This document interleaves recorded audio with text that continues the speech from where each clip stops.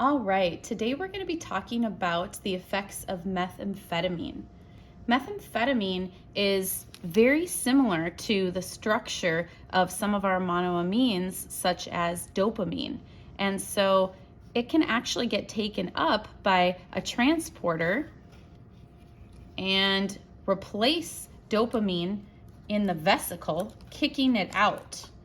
So now you can imagine you've got all this dopamine kicked out, and so it floods the synapse and is binding with dopamine receptors over and over and over again, making the person feel very euphoric. Now, the methamphetamine or the amphetamine doesn't last forever because CYP2D6 enzymes come along and eventually degrade that molecule. It has a half-life of about 10 hours, which is longer than some of the molecules that we've been working with in the past.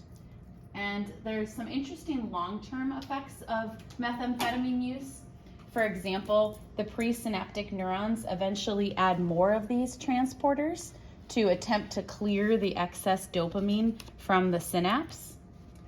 Postsynaptic neurons also will remove receptors from their membranes, so they make the neurons more difficult to stimulate. That's called downregulation when some of these go away.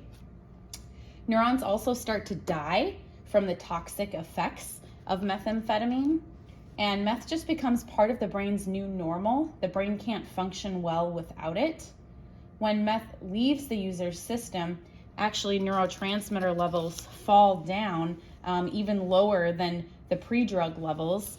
So there's less dopamine in general, and that means the users feel exhausted, depressed, and anxious, so they use again to feel better.